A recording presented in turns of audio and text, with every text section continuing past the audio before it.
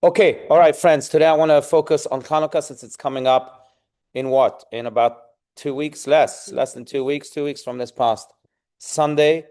Not just because Chanukah is probably the most celebrated holiday. I think it's more celebrated in America than Yom Kippur, maybe a little less than Passover, but also because Chanukah really represents who we are as Jews, what our mission statement is, so to speak. And there are 5 life lessons from Chanukah that I really want to delve into. But first, let's go to the context of Chanukah, the historical background of Chanukah, and understand what it is exactly that we are celebrating. Does anyone want to read the first paragraph right here? Historical background in your reference sheets. Go for it, B'nai. You want to read it, please? So honored to have, by the way, B'nai, Cindy, Lisa, but it's good to have you here. Thank you, thank you, thank you. Go for it.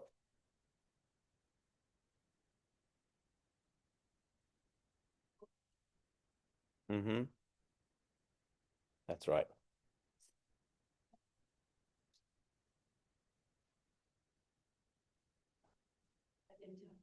When the Syrian ruler the fifth ascended the throne, he was determined to impose his values on the Jewish people. He forbade the practice of Judaism, set up a statue of Zeus in the temple, and systematically desecrated Jerusalem's holy sites. Jews who were caught practicing Judaism were tortured to death. This was tyranny on a grand scale. Sadly, he was helped in this endeavor by 2 Jewish high priests, Jason and Menelaus, yeah. Assisted him in turning temple into a Greek house of worship. Right. Maybe just let's finish this passage to put it. Go for it. Judaism would have died. Its daughters' religions, Christianity and Islam, would have never come to be.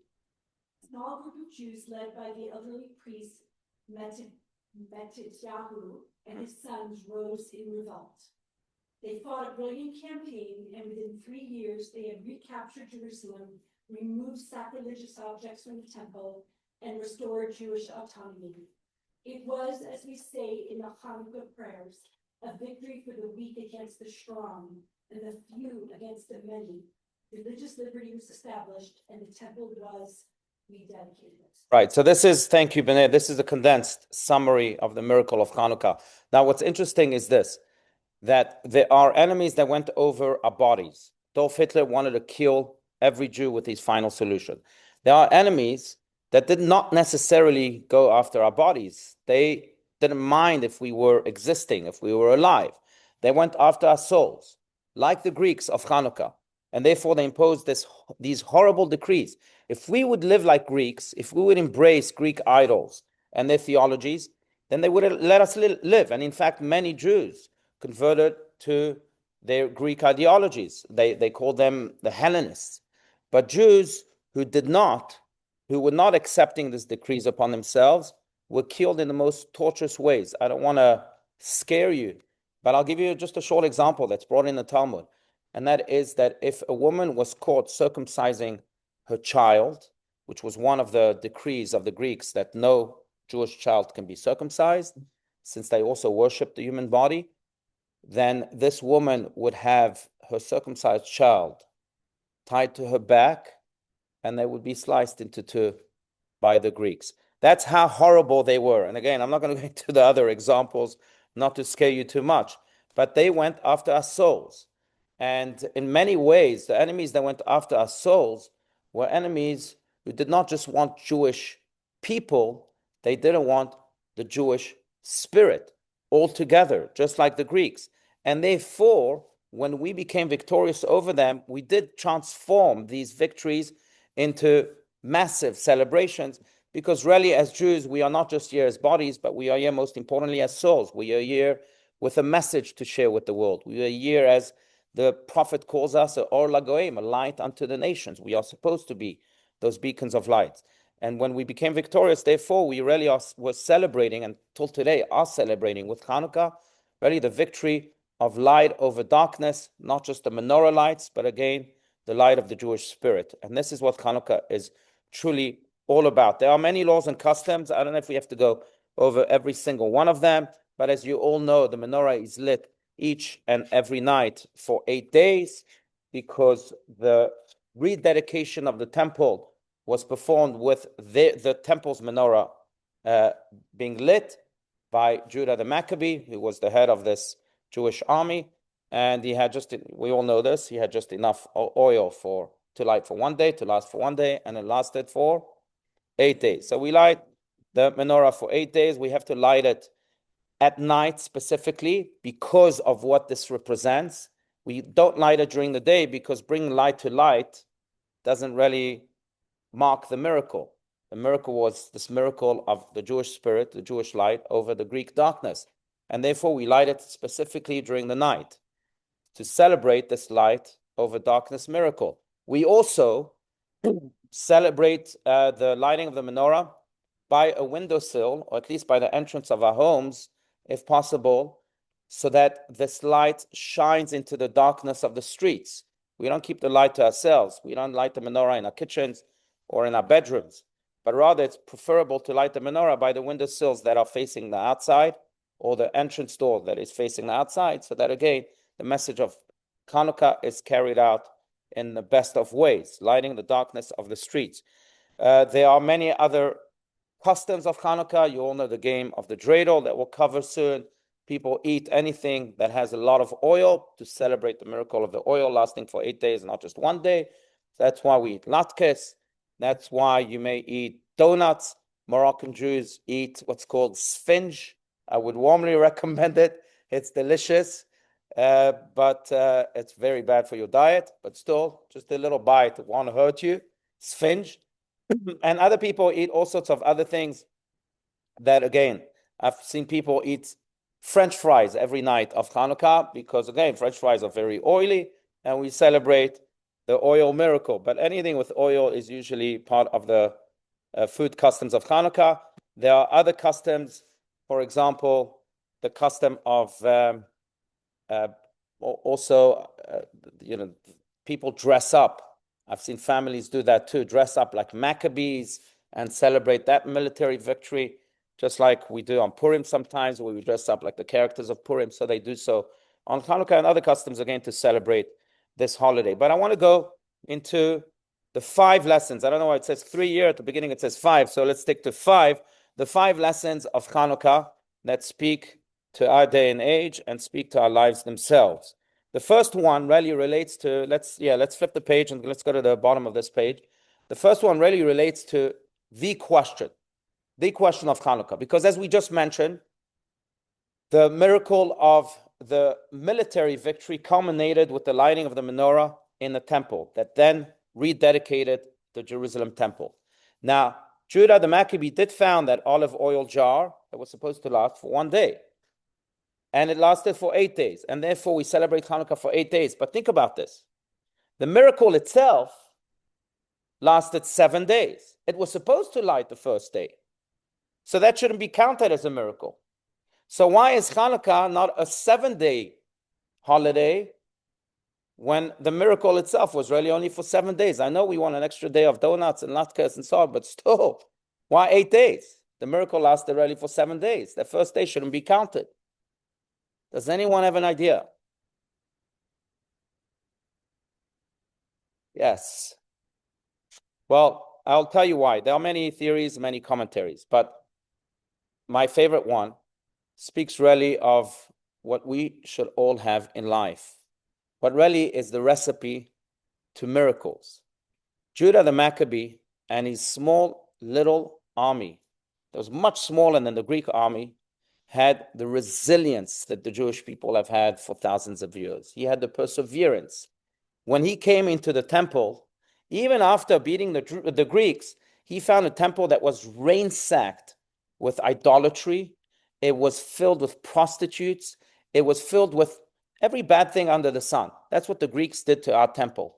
He could have very well said, you know what, I give up. I'm happy with my military victory. Forget about the temple. But he was dedicated to not just cleaning it, but to finding that jar of oil to show the world that our light prevailed. And after many, many hours, some say many days, he was finally able to find that jar of olive oil. So the first day, we are not celebrating necessarily the fact that the oil lasted more than it was supposed to last. But what we are celebrating is that tremendous heart, that tremendous resilience, as mentioned, of Judah, the Maccabee, and his army. That is worthy of celebration. And in many ways, by celebrating this, we are sharing the message that when we wish to have miracles, we first have to have that first step. We have to dedicate ourselves, as best as we can at least, to creating those miracles. And then God will come and complete your miracle with his 7 days of light too.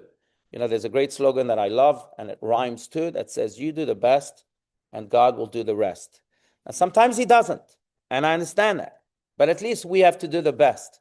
And when we do the best, then we create a miracle in and of itself that is worth celebrating. That's what this first day is all about. There's this lovely story. I play the piano, so I'm a big fan of Chick Corea of blessed memory. If you've ever heard of Chick Corea, he's really one of the best pianists of our generations. He was a classical trained pianist, but he played mainly jazz. You ever heard Chick Corea? Has anyone ever? Okay, well, he could improvise like no one else. And I had the privilege of seeing Chick Corea just once in my life play. I've heard him many times on YouTube and so on, but I saw him in a place called Blue Notes in Manhattan. You know what that is? Chick, yeah, and then Korea. It's like Korea.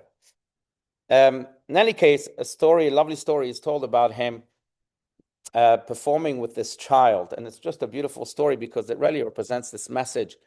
There was a concert of Chick Corea in some theater. I think it was at Carnegie Hall, and there were thousands of people there. And the concert is about to begin. The curtains open up, and all of a sudden, they see a child coming from the crowd, walking on stage and going straight to the piano, not noticing that he's at a concert, not noticing that there are thousands of people there. He thinks he found a piano and just wants to practice his own minuets. So he goes to the piano and he plays Old MacDonald Had a Farm, with one finger. His mother's going crazy. How did my son disappear? Just go to the piano. And he's sitting there, and concert is about to begin. Chick Corea all of a sudden comes on stage and he sees this child. And instead of kicking him out, what he does is that he sits right next to him and he says to this child, keep playing, keep playing. And then he takes his two hands and together with the child, he accompanies him in the most magnificent way. And it comes out as really one of the best compositions that crowd heard that evening. Keep playing. Don't worry. Just keep playing. In many ways, that's what God tells us. We may find ourselves alone. We may find ourselves even a little limited because we can only play with one finger and only Old MacDonald has a farm. But God comes and says, if you keep playing, I'll come with my hands and I'll create this most magnificent composition that you've ever heard. And that's really the miracle of Chanukah. Beyond the 7 days, it's that first day that teaches us really the miracle of resilience itself. That's lesson 1. Lesson 2 is what we learn from the dreidel. Now, it's interesting because it's also a question we've asked in the past, but the dreidel, I don't know if you play the dreidel, but the dreidel has 4 different letters. Depending on whether you're in Israel or outside of Israel, one letter may change. The letters outside of Israel are Nun, Gimel, Hey, Shin, which stand for Nes Gadol Haya Sham. There was a great miracle there in Israel.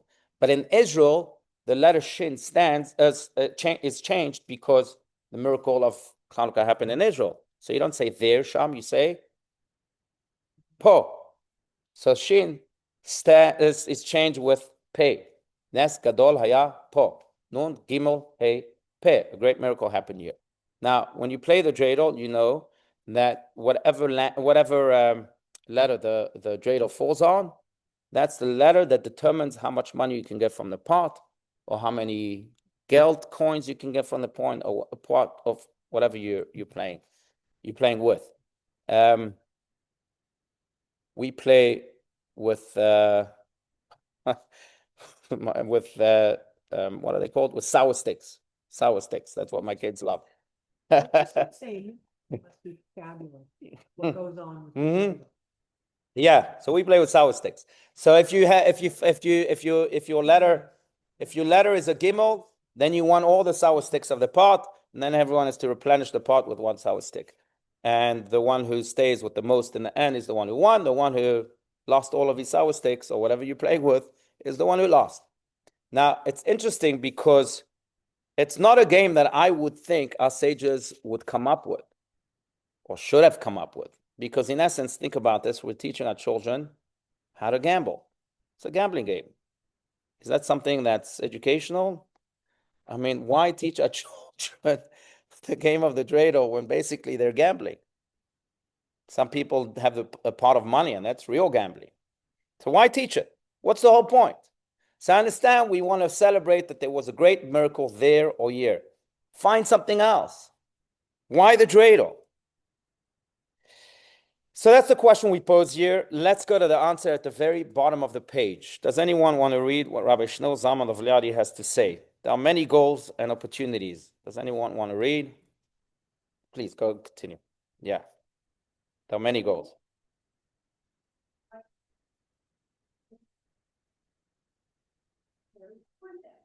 By wanting them, working for them, fighting for them, and laboring to achieve them. But then there are opportunities that you can never access through your consciousness, by your aspirations and dreams. In fact, the only way you can prepare for them is by losing your consciousness. Only because your ego and limited scope of life does not interfere did you create the space that allowed these transcendent opportunities to enter your life. Right. Very profound, mystical Jewish words. But really, they relate to one of my favorite quotes that says that there are two types of people that fail in life. Those that don't have a plan, because you need a plan for everything, but those that are obsessed with their plans. Because if you're so obsessed with your plan, you're not open to the plan that God may have for you. And some of the greatest blessings, in fact, come unannounced, unexpected. So don't be too obsessed with the plan that you need to have, but don't be obsessed with it.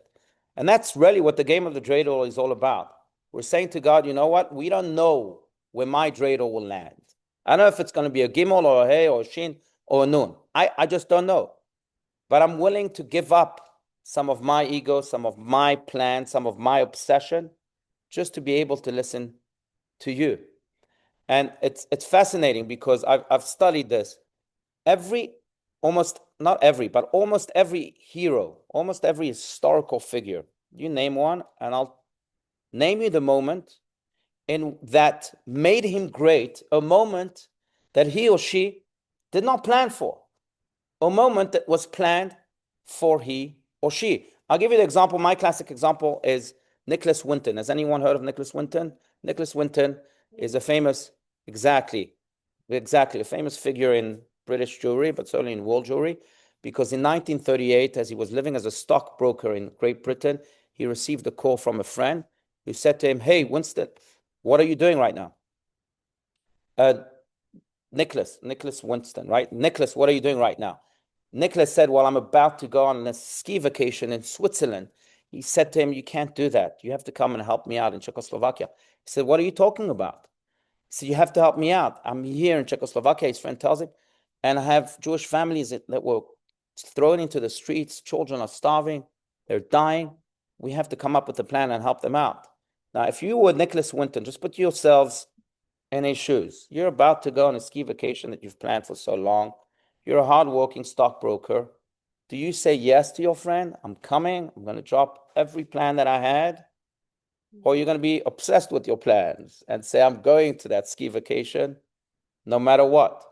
Well, Nicholas Winton was not obsessed with these plans. He said, "Fine, I'm coming." He went to Czechoslovakia and he did realize that many Jews were abandoned in the streets, and he decided to organize for them kinder transports, children transports with trains that would then lead them to Great Britain. In Great Britain, he had a whole system where he found adoptive families for these children that he had saved from Czechoslovakia. He wrote down their numbers, their passport numbers. He had pictures of them. And then eventually, he did not stay in touch with them because adoptive families took over.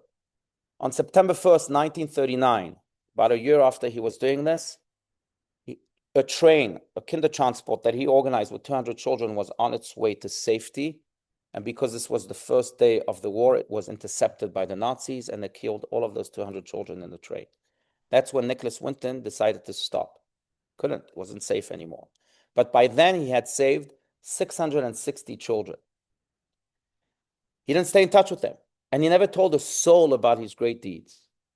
In 1987, and there's a YouTube about this, you remember this? 1987, his wife is cleaning up the attic and she finds this big file with pictures of kids and passport, and she doesn't understand. He had never told a soul. So he finally reveals to her, this is what I did. She said, okay, you kept a secret from me, I'm going to keep a secret from you. And a few years later, it's his birthday. And she doesn't tell him anything. But she, in the meantime, had tracked down many of these survivors. Some of them now were children of survivors, of his own survivors. And she invited them to a theater.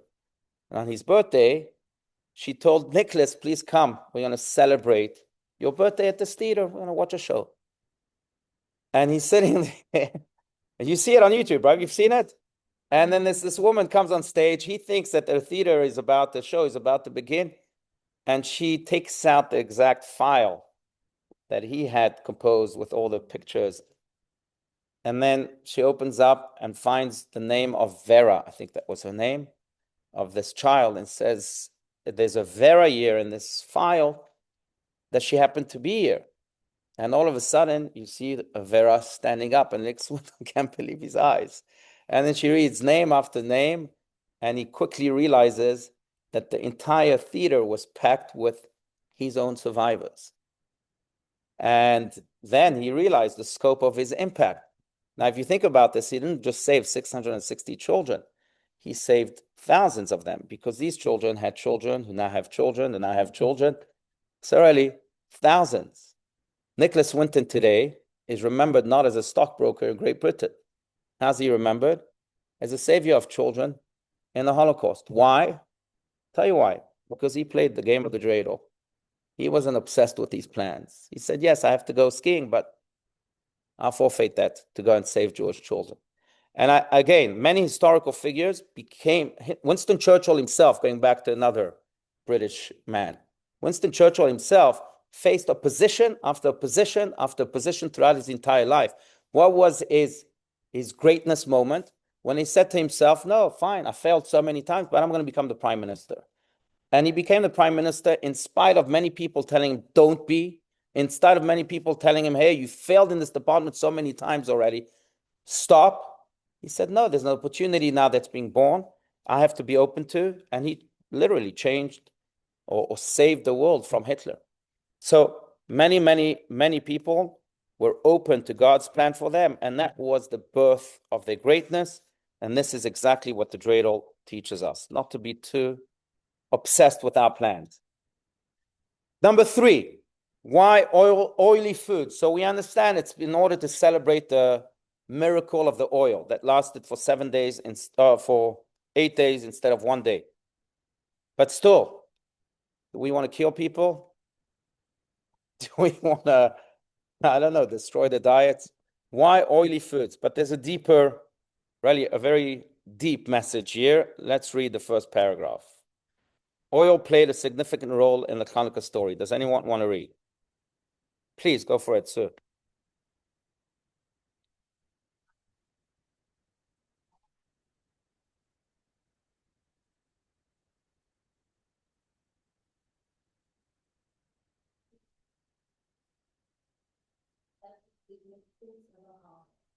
Such as matzah on Passover, the apple gift and honey on Rosh Hashanah, and Hanukkah is no exception. For at least without meal, Jews have traditionally eaten oily foods. Right, so that's one simple answer. That's because we always celebrate our miracles with food. You know the classic line, they fought us, we won, let's eat. So that's why we celebrate so many holidays with food. But still, there's a deeper answer. And that is because oil is a very unique liquid, as you all know. If you mix oil with any other liquid, not only does it not mix, but it floats to the top. The oil is the only liquid that really says, I will not assimilate. I will be the leader, not the follower. And in many ways, that's what the Maccabees were on Chanukah. They modeled exactly this idea. They said, we will be leaders, not followers. Yes, many Jews are becoming Hellenistic, but we'll be the ones influencing society instead of being influenced by it. And they were walking oils, marching oils. And by doing so, they're showing us also how we should live our lives. I often tell my children, they'll tell you, give us one expression from your father, and I bet you can try it on Shabbat. I bet you they'll tell you this because I've brainwashed them with it. And that is, don't be an influencee, be an influencer. Wherever you are, you be the light. Don't be the recipient, be the giver. And in many ways, again, that's what the oil represents, but that was also, that idea was introduced to us by our forefather Joseph.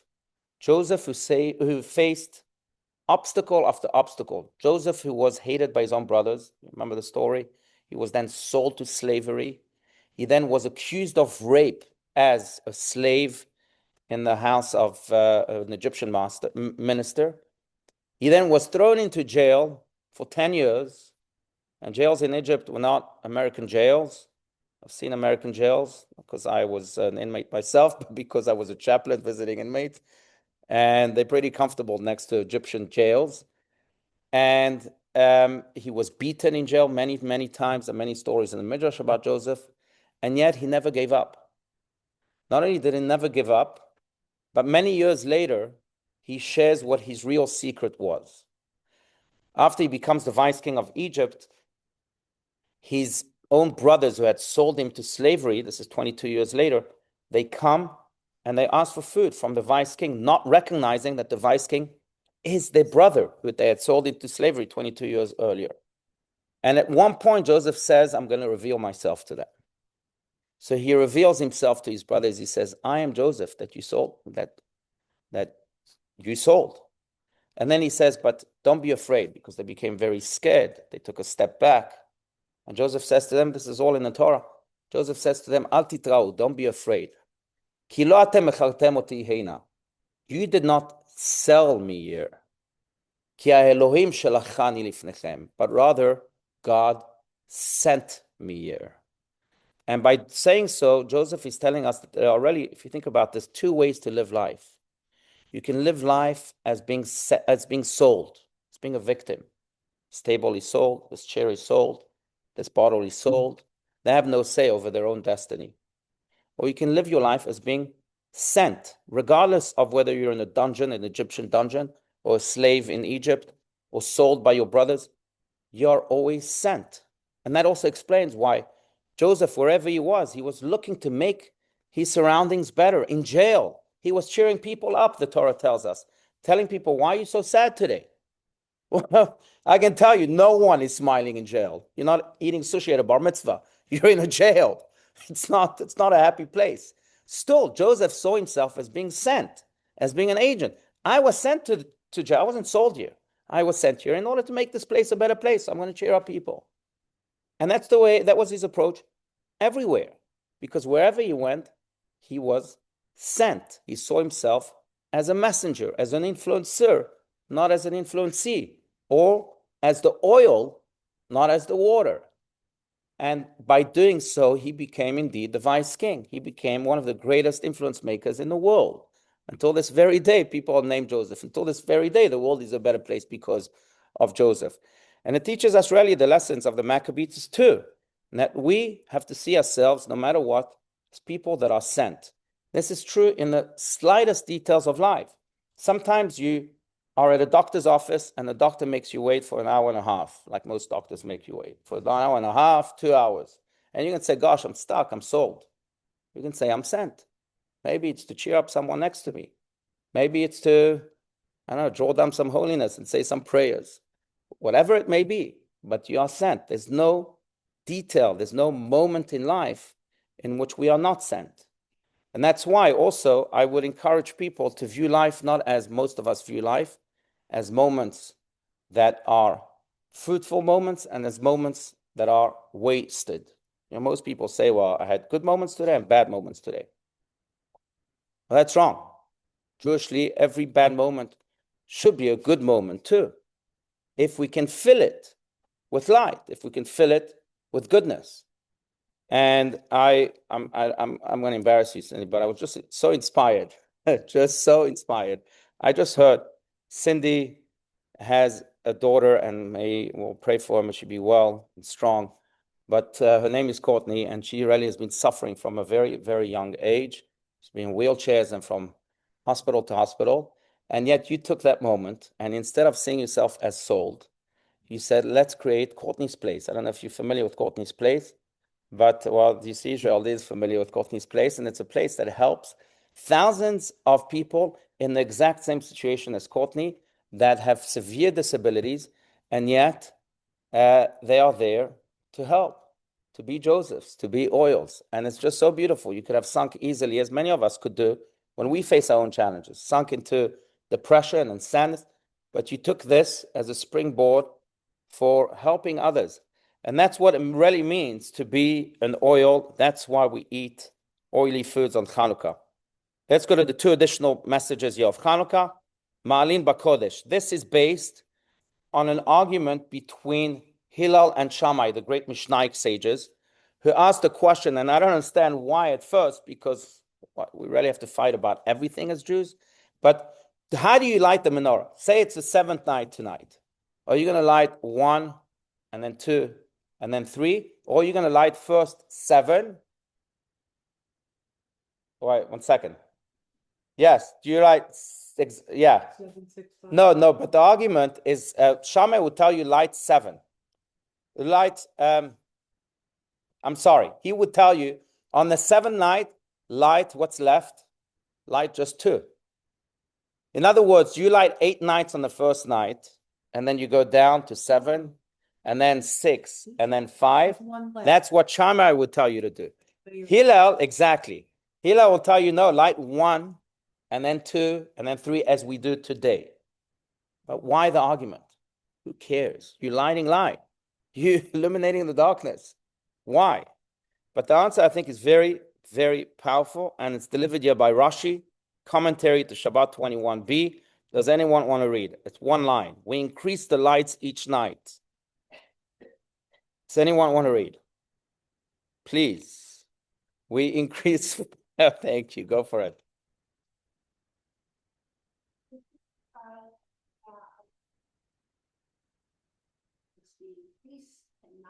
Right. That we must always grow in holiness. One of the great slogans in my family came from my grandfather, who I'm named after, Pinchas. He used to say, today much more than yesterday, yet much less than tomorrow. Every day must be better than the next day. Every day we must grow and increase in holiness, in Yan Aliyah. Now, unfortunately, we don't grow every day. And very often it's because we get overwhelmed. There's so much to do and I can't. And come on, let me just exist. Let me just live. But I will tell you, I'm very, very inspired by a place. I don't know if you're familiar with that, actually. A place called Shalva in Jerusalem, Israel. You were there? Oh, did you go inside? It's a beautiful building. It's the leading place in the world, if I'm not mistaken, for children with all sorts of disabilities, from Down syndrome to paraplegics to all sorts. And it's just a gorgeous place. In fact, when you enter the lobby, the theme is butterflies, right?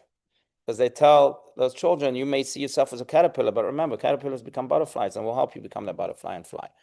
Now, the other thing they have in that building is that, I don't know if you saw this, but it's a 10th floor building, I think, right?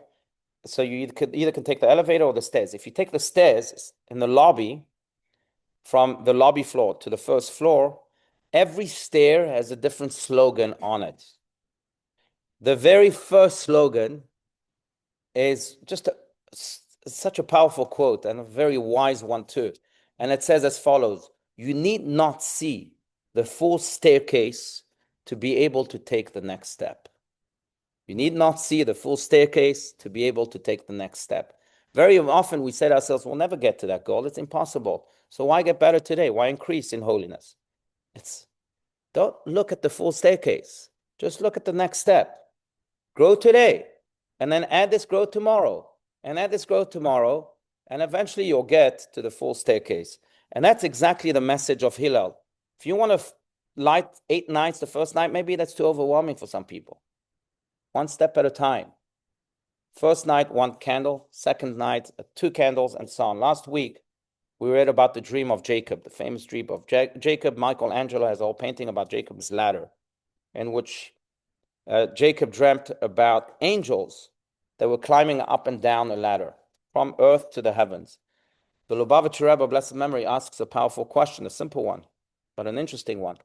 And he says, well, why do angels need a ladder? Don't they have wings? Why is God giving them a ladder in Jacob's dream? And he answers very powerfully, and that is because even if you think you're an angel, you can only reach the heavens step by step, rung by rung. You too need a ladder. You may think you have wings, but it's step by step by step. 1 candle, 2 candles, 3 candles.